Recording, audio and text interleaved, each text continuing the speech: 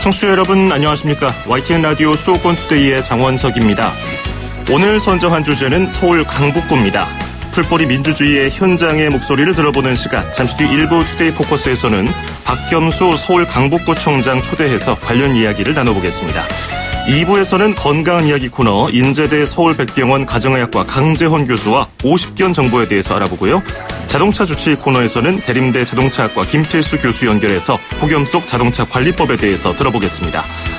입추인 오늘도 덥습니다. 더위 대비 잘하셔야겠고요. 다만 어제처럼 전국적으로 소나기가 예보돼 있습니다. 많게는 50mm 정도가 갑자기 쏟아질 수 있으니까 조심하셔야겠습니다. 오늘 한낮 기온이 서울은 35도, 대전 35도, 광주와 대구가 36도, 강릉은 30도를 기록하겠습니다. 2018년 8월 7일 YTN 라디오 수도권 투데이 지금 시작합니다.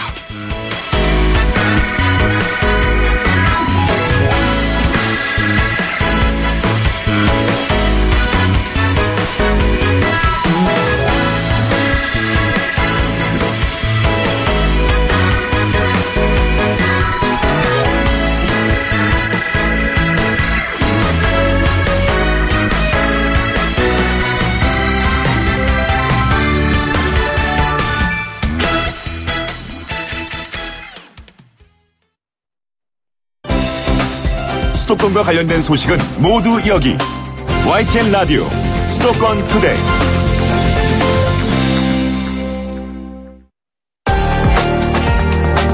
투데이 포커스. 네, 수도권 투데이에서는 수도권 기초자치단체장에게 듣는다라는 주제로 각 지역의 기초단체장을 모시고 민선 7기를 시작하는 각오, 또 향후 4년간 구정을 어떻게 운영할지에 대해서 이야기를 들어보고 있는데요. 오늘은 북한산을 품고 있는 서울자치구 중에서 공원 녹지 면적이 가장 넓은 도시이자 풍부한 역사와 문화유산을 자랑하는 강북구로 가보겠습니다. 박겸수 강북구청장 직접 초대했습니다. 어서 오십시오. 네, 반갑습니다. 박겸수입니다. 이번에 3선 구청장이 되셨어요. 네. 가장 궁금한 것이 지난 민선 5기, 6기 선거운동 때하고 이번 선거운동 때하고 주민들에게 직접 들었던 말 중에서 이런 게 좀 흐름이 달라졌구나, 이런 걸 좀 변화를 바라시는구나 하는 게 좀 차이를 느끼셨을 것 같은데 이번에 또 어떤 게 달라졌다고 보시는지요? 네, 해가 갈수록 네. 주민들의 의식이 굉장히 참여의식이 높아졌다 이렇게 생각합니다. 그래서 5기, 6기에 대한 평가를 엄격하게 내리고 있다.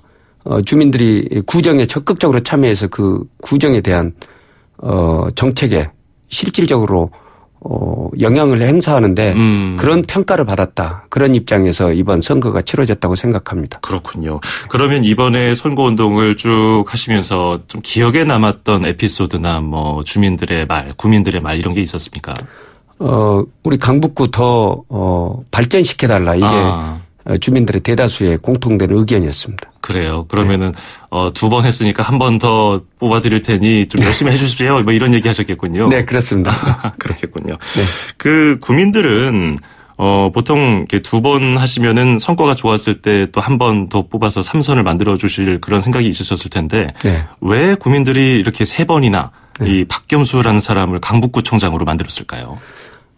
전체적으로는 이번 선거는 사실은 평화의 세력과 또 대결의 세력의 이 차이점이 있었다 이렇게 보는데요. 네. 우리 강북구 입장에서는 제가 2010년도에 민선 5기부터 시작하면서 새로운 아젠다, 역사, 문화, 관광의 도시 강북구라는 아젠다를 걸었습니다.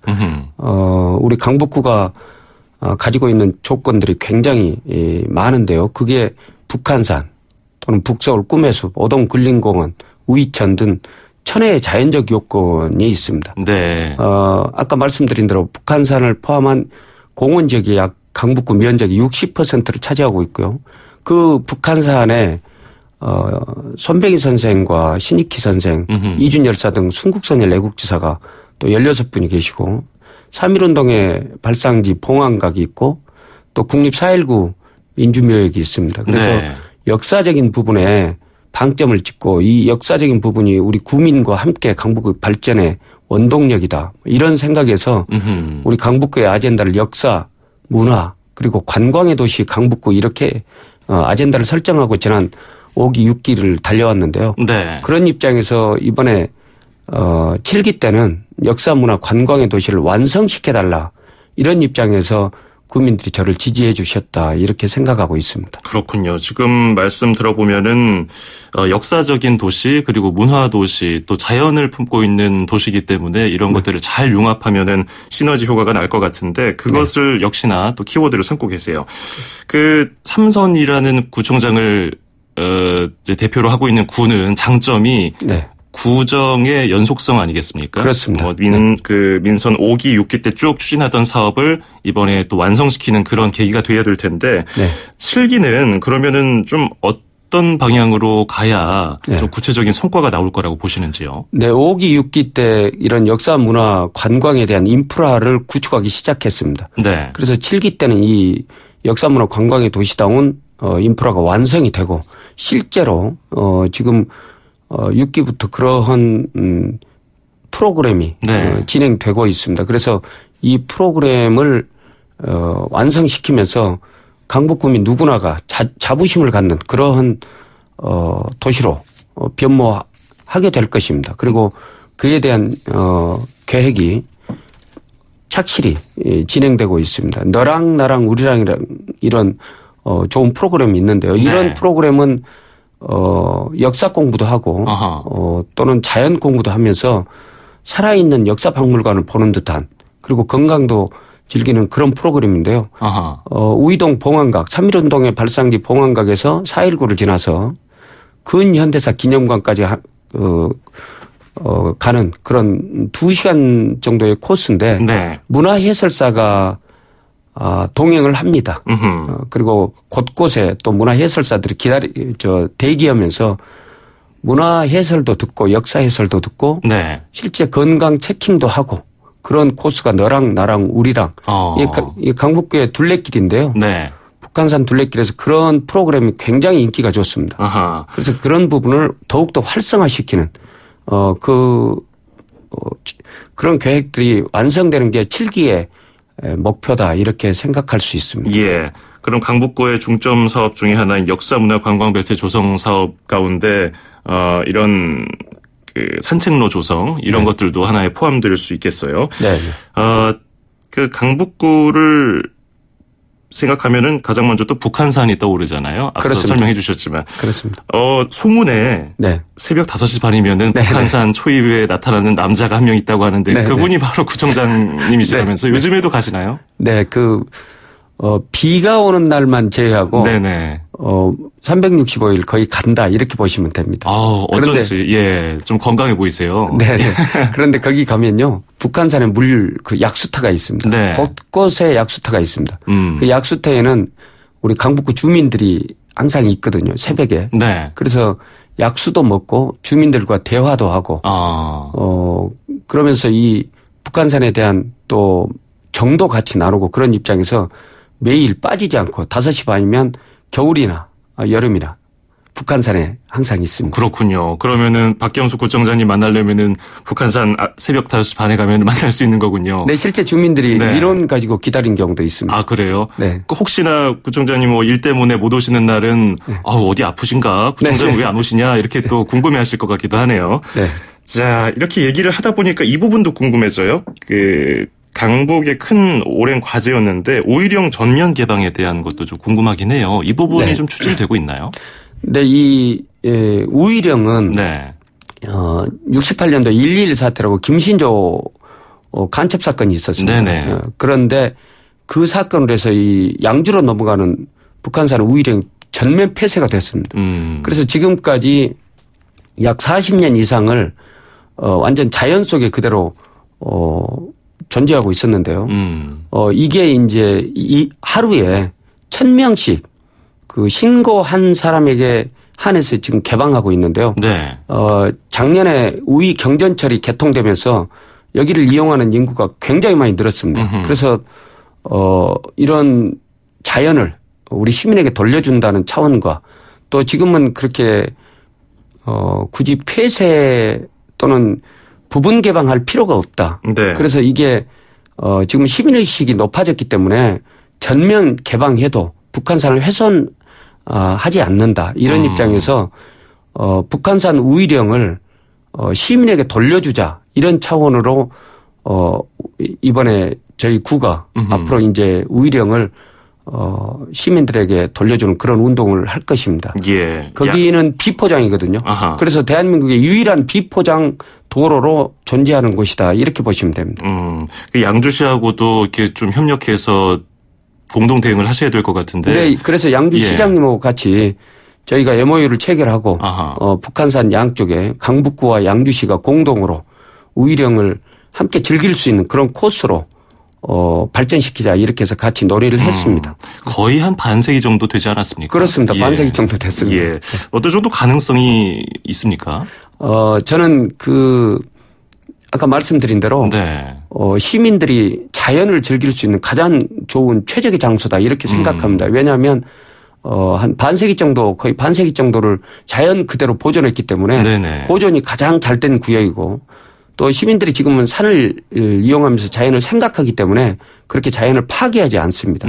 그래서 국립공원과 상의를 해서 그 부분을 시민들에게 자유롭게 다닐 수 있게 야간에는 좀 통제를 한다 하더라도 네. 제한적인 면을 가한다 하더라도 주간에는 자유롭게 다닐 수 있게 충분히 할 수 있다. 저는 그렇게 생각을 합니다. 그렇군요. 그 부분도 좀 기대를 해보겠습니다. 네. 그 우이신설 경전철이 개통되기 전에 이제 기대를 했던 것들이 여러 가지 있지 않습니까? 그것이 이제 우이 경전철을 타고 쭉 와서 북한산도 탐방을 하고 거기서 또 역사 공부도 하고 건강도 챙기고 여러 가지 면을 기대하셨을 텐데 실제로 지난해 9월에 우이신설 경전철이 개통되고 나서 지역에 좀 어떤 활력을 불어넣었다고 볼 수 있을까요? 네, 그 우이 신설의 경전철이 서울시 최초의 경전철인데요. 네.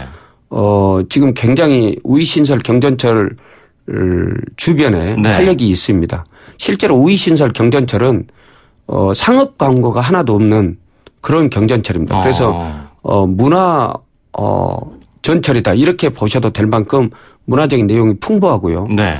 또 북한산의 접근성이 우이신설 경전철을 통해서 굉장히 좋아졌습니다. 그래서 우이신설 경전철 역세권이 활성화되기 시작해서 우리 구에서는 그 역세권 개발 계획을 지금 수립해서 서울시와 상의해서 시민들이 그걸 이용할 수 있게 그렇게 지금 모든 계획을 지금 펼치고 있고요. 네. 또 제2시민청 서울의 시민청이 서울시청 지하에 시민청이 있는데요. 네.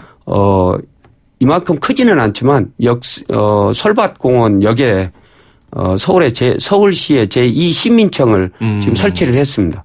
그래서 시민들이 자유롭게 이용할 수 있는 그런 공간적 장소도 확보됐고요. 예. 그래서 북한산도 즐길 수 있고 이런 시민청에서의 모임도 가질 수 있고 또 곳곳에 역세권 개발로 해서 주민들이 또는 서울 시민들이 같이 즐길 수 있는 그런 생활에 활력을 넣을 수 있는 그런 역세권 개발도 되고 그래서 아주 시너지 효과가 굉장히 크다. 경전철의 시너지 효과가 생각보다 훨씬 더 활발하고 크다 이렇게 볼 수 있습니다. 그렇군요. 이미 역세권 개발을 위해서 여러 가지 또 구체적인 계획을 세워놓으셨고 실행되고 있는 것도 일부 있고요. 네네. 이제 역사 얘기로 좀 넘어가 볼까 해요. 네. 강북구에는 많은 분들이 아시는 것처럼 4.19 민주묘지가 있고요. 앞서도 여러 가지 또 설명을 해 주셨는데 이 4.19 혁명 관련 행사와 사업들이 다양하게 진행되고 있는데 이것을 이제 국내 것을 넘어서서 세계 기록유산, 유네스코 세계 기록유산으로 등재하는 사업까지 추진하고 계시다던데 그건 어떤 내용인가요? 네,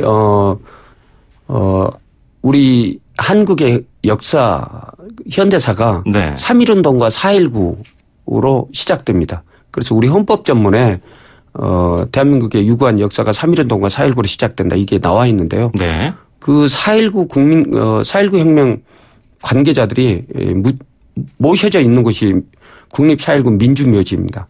그래서 이제 저희가 이걸 그냥 역사 속의 4.19로 자리매김 할 게 아니라 우리 생활 속의 4.19로 키우자. 다시 조명을 하자. 이런 입장에서 4.19를 재조명하기 시작했습니다. 그래서 4.19 혁명 국민문화제를 시작했고요.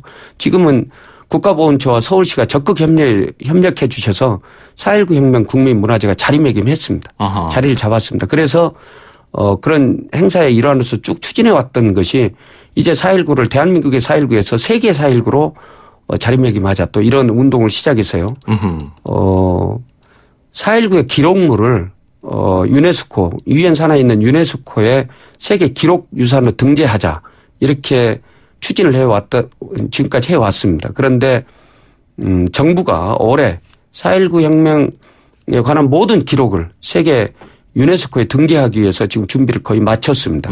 그래서 금년에 그 준비 그 4.19 혁명 기록 유산을 유네스코에 등재를 하게 되면 네. 내년에 아마 확정되리라고 생각하는데요.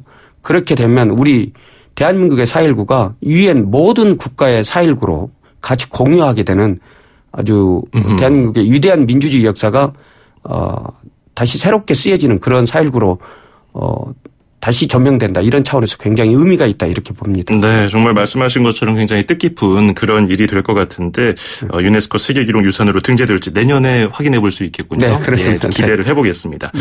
몇 가지 그 지역 현안들도 좀 살펴보면 좋을 것 같아요. 그 여러 가지 역점 사업들 설명해 주셨지만은 그 우이동의 한 리조트 공사 문제 이것도 좀 해결돼야 될 것 같아요. 6년 동안 공사가 중단됐다가 어떻게 해결돼야 될까 국민들이 많이 궁금해 하시더라고요. 네. 옛날에 우이동 유원지에 파인트리라고 새롭게 이제 콘도가 지어지다가 지금 중단돼 있는데요. 그게 한 5년 이상 됐습니다. 그런데 지금 새로 그것을 다시 하겠다는 업체가 기업이 나타나서 제 생각에 9월쯤에 사업계획서가 다시 신청되리라고 생각합니다. 저희는 그 사업계획서가 새로운 기업에 의해서 신청이 되면 적극적으로 뒷받침해서 빨리 완성돼서 시민이 이용할 수 있도록 그렇게 적극적으로 지원할 방침입니다. 그렇군요. 네. 자, 그리고서 저희가 그 민선 7기 강북구의 7대 분야 공약 중에서 아이 키우기 행복한 강북 이 점이 좀 궁금해서 이 부분에 대해서 여쭤보려고 좀 질문을 준비해봤어요.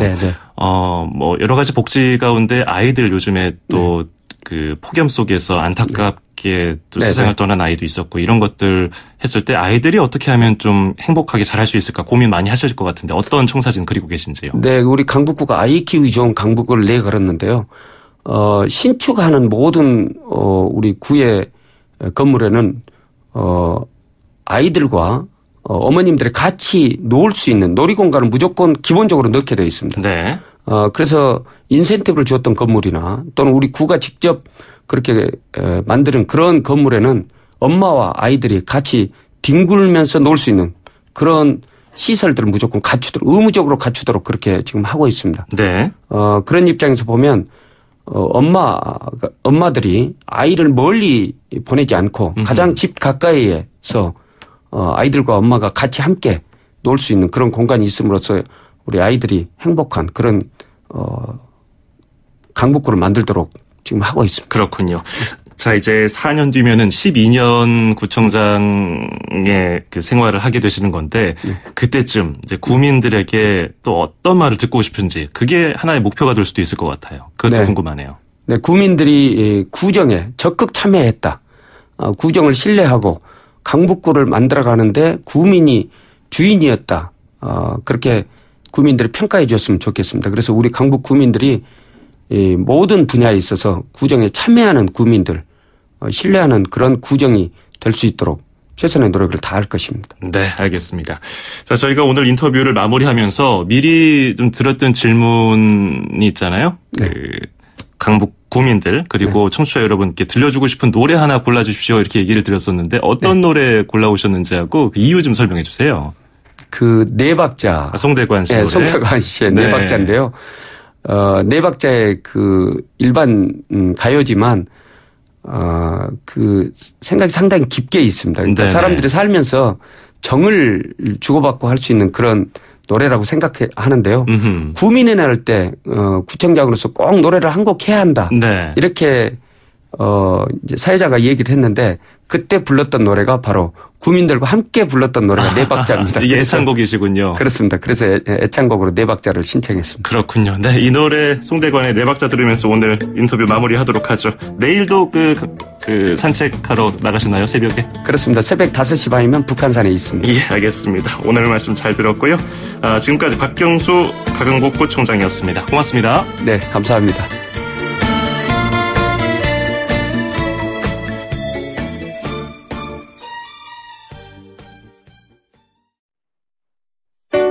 (2500만) 수도권 청취자를 위한 모든 소식이 한자리에 YTN 뉴스 FM 수도권 투데이. FM 94.5MHz YTN 라디오 수도권 투데이 듣고 계시고요. 저는 아나운서 장원석입니다. 2부에서는 건강한 이야기 코너 인제대 서울백병원 가정의학과 강재원 교수와 50견에 대해서 알아보고요. 자동차 주치 코너에서는 대림대 자동차학과 김필수 교수 연결해서 폭염 속 자동차 관리법에 대해서 들어보겠습니다. 건강상식 바로 이어가죠. 음악과 수도권 뉴스가 한방에 수도권 전문 방송 수도권 투데이.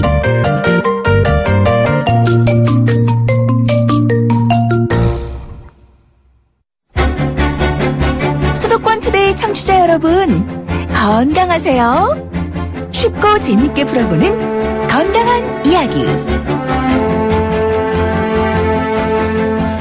네, 가뜩이나 열대야 때문에 잠들기 힘든 요즘인데요. 더 고통스러워하는 사람들이 있습니다. 바로 50견을 앓고 있는 환자들입니다.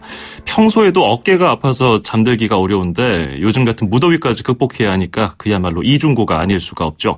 오늘은 50견 환자들의 말 못할 고통을 함께 고민해보는 시간 가져보겠습니다. YTN 라디오 수도권 투데이의 주치이시죠? 강재헌 인제대 서울백병원 가정의학과 교수와 함께하겠습니다. 어서 오십시오. 안녕하십니까. 많이 더우시죠? 아유, 요즘 덥네요. 그래도 좀 오늘 입추니까 예. 소나기가 내린 다음에 좀 식기를 기대하겠습니다. 네네. 요즘에 날이 더워서 멀쩡한 사람들도 고통스러운데 네. 지병이 있는 분들은 더 힘드실 것 같아요. 그렇죠. 특히나 50견.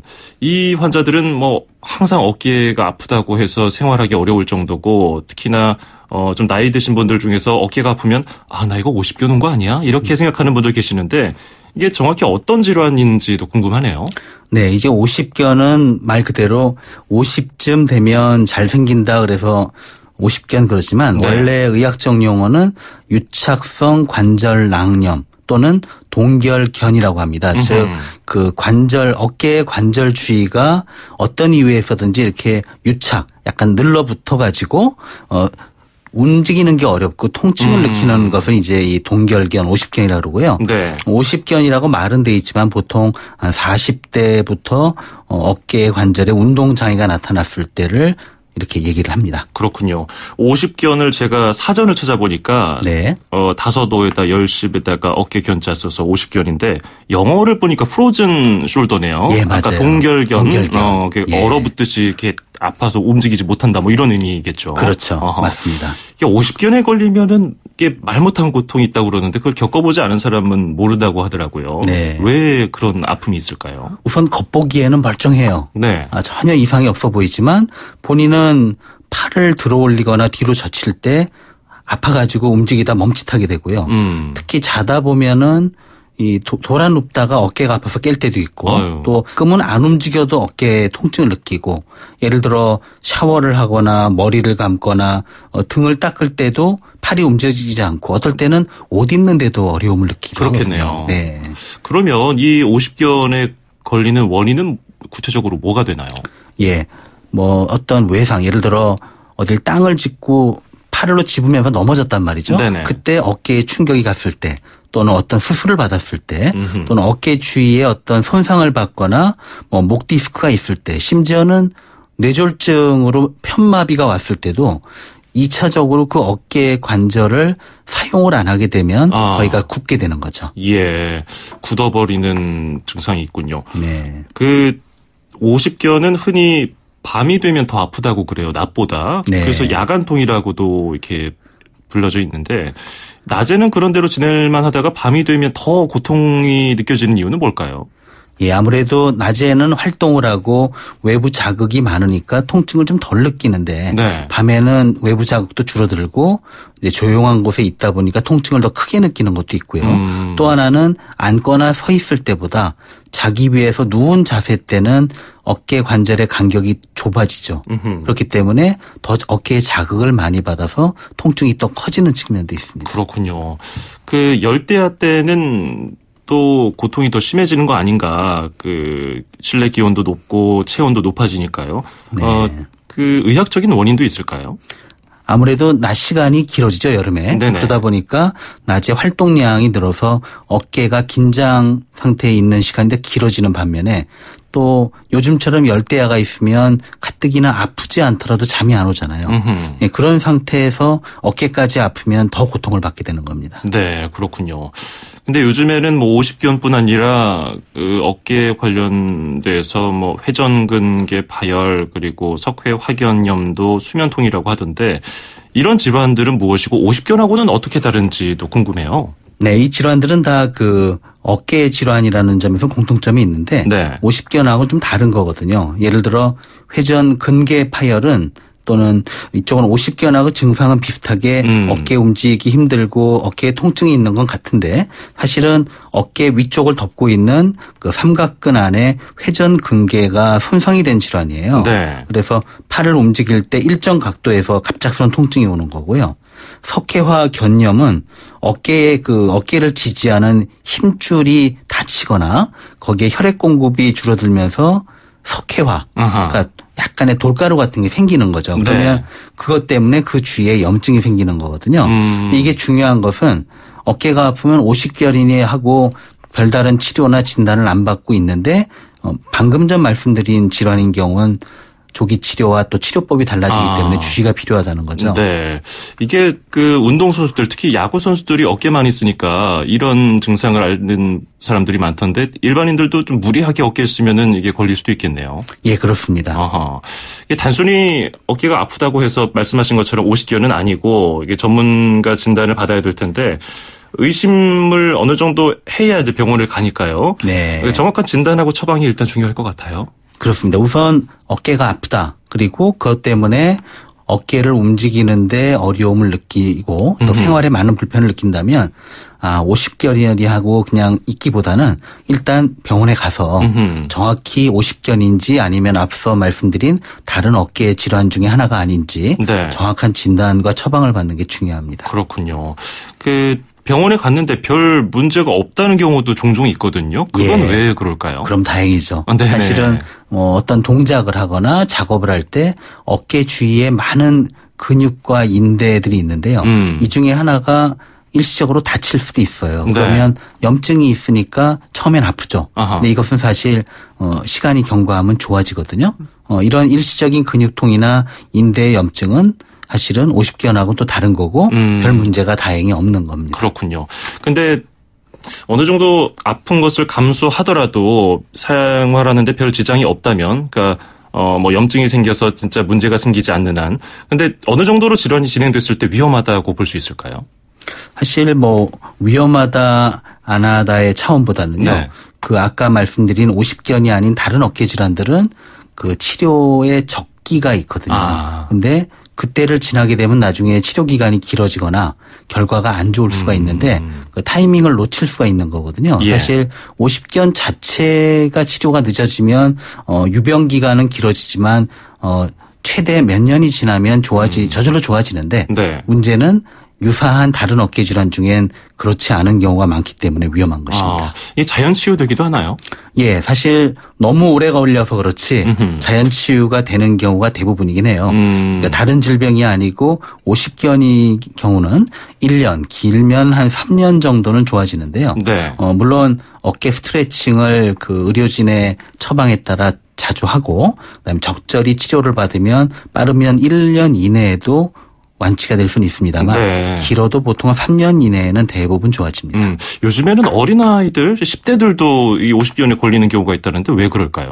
예, 맞습니다. 그래서 이름을 바꿔야 되지 않나 싶을 정도인데요. 네. 그 이유가 사실 요즘 젊은 청년이나 어린이조차도 컴퓨터 작업을 불편한 자세를 오랫동안 꼼짝 않고 한다든가 네네. 또 운동이 굉장히 부족한 직장인들 또 잘못된 작업 자세를 갖고 일하는 분들이 꽤 많아요. 그렇군요. 그럴 경우 어깨에 반복적인 손상이 조금씩이라도 오게 되면 그게 손상이 2차적으로 동결견으로 50견으로 이어질 수도 있는 겁니다. 그러면 약물이나 주사 같은 걸로 간단하게 치료가 가능할까요? 사실 처음에는 진통제나 소염제 정도로도 충분한 경우가 있고요. 네. 그러면서 그 자가 운동 또는 물리치료 같은 것을 하는 게 도움이 되는데요. 심할 경우 필요시에는 주사요법을 사용하기도 합니다. 예방 수칙 짧게 들어보면 좋을 것 같아요. 네. 우선 어깨를 다쳤을 때 무조건 쉬기만 할 게 아니라 적절한 진단을 받은 후에 스트레칭을 관절 운동 제한을 무리하지 않는 선에서 네. 반복해주면 회복이 빠르고 예방을 할 수가 있습니다. 그렇군요. 저도 괜히 어깨 한번 돌리게 되네요. 오늘 말씀 잘 들었습니다. 고맙습니다. 감사합니다. 네, 지금까지 인제대 서울백병원 가정의학과의 강재헌 교수였습니다.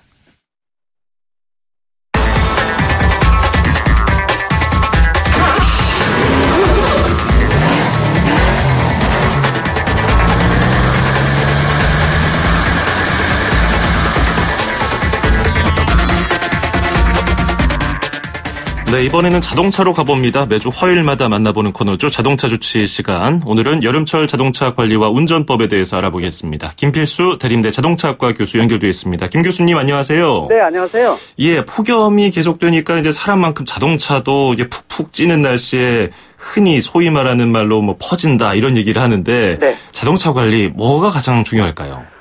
역시 이런 날 운행을 자제하는 게 사실은 제일 좋습니다. 요즘 네. 뭐 BMW 문제 때문에 난리가 났는데요. 역시 제일 중요한 게 일반 자동차도 이 폭염 사태에서는 화재 가능성 평상시보다 한 1.5배 늘어나고 있거든요. 네. 그런 측면에서 차가 또 이 폭염 사태에서는 화재도 그렇지만은 고장날 가능성이 상당히 높습니다. 지금 역시 이제 피서철이기 때문에 장거리 전국 일주하시는 분들도 있거든요. 네. 이때 차 퍼지게 되면은 애물단지로 전락할 수가 있기 때문에 특히 이제 관리법에 대한 부분들, 운전 방법도 조금 틀리게 하셔야 되고요. 그런 측면에서 몇 가지 중요한 부분 말씀드리면요. 일단 내가 이제 한 8년, 9년 된 중고차다 그러면은 이 운전자보다 차의 상태를 잘 아는 사람이 없습니다. 네. 그래서 내 차를 보니까 엔진오일하고 냉각수가 좀 줄어든다 하시는 분들이 있거든요. 이거는 먹어 들어간다라는데 타 들어가는 겁니다.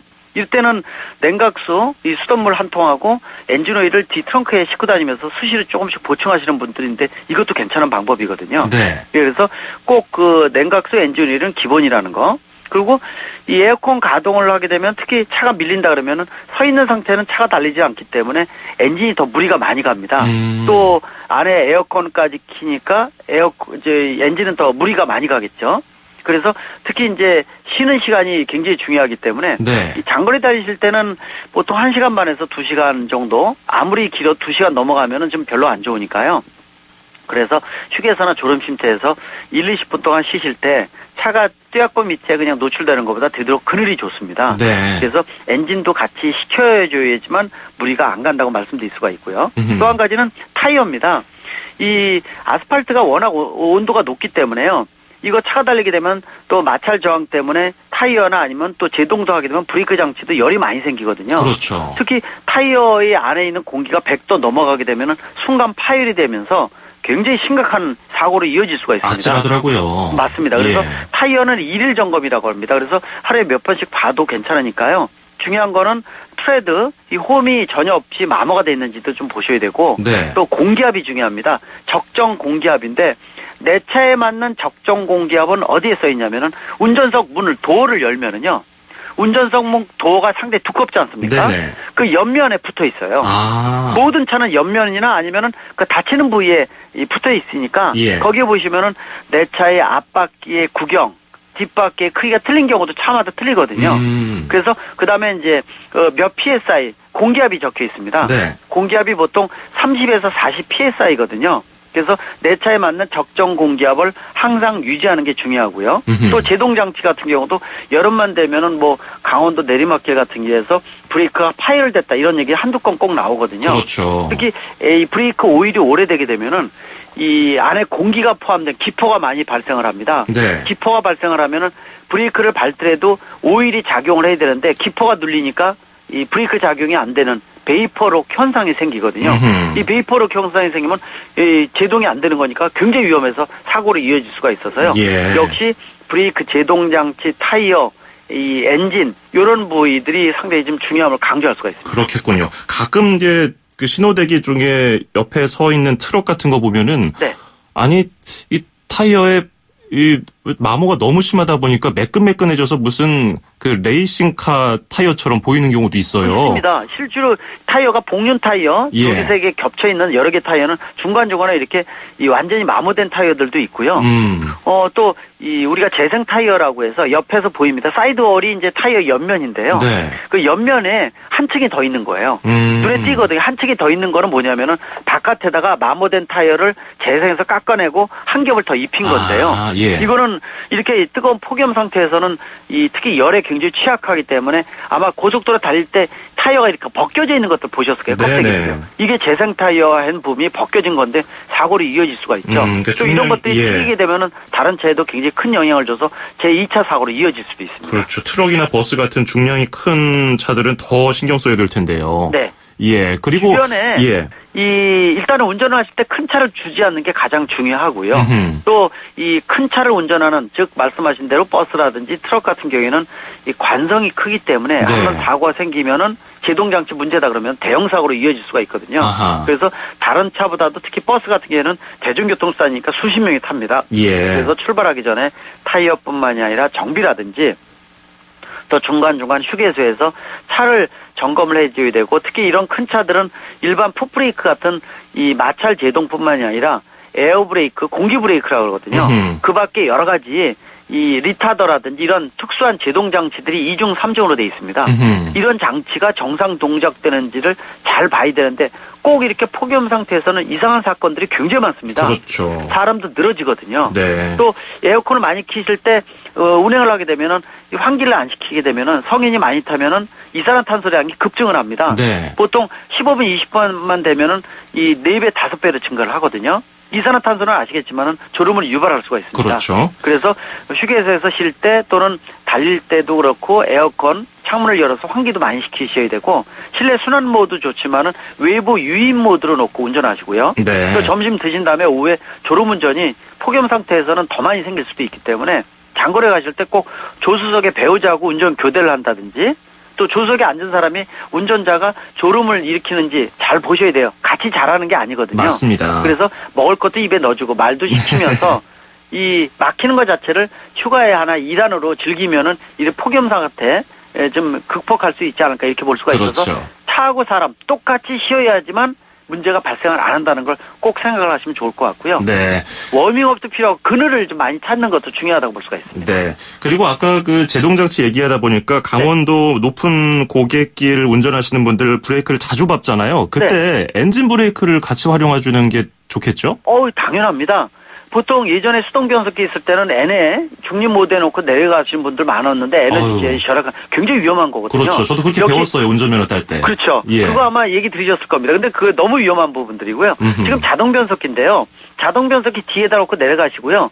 또 자동 변속기 옆에 보면은 마이너스하고 플러스 써 있는 변속기 많거든요. 그렇죠. 마이너스 쪽으로 한번 탁 치면은요. 기아가 한 단 내려가는 거예요. 그러면 엔진 브레이크가 걸립니다.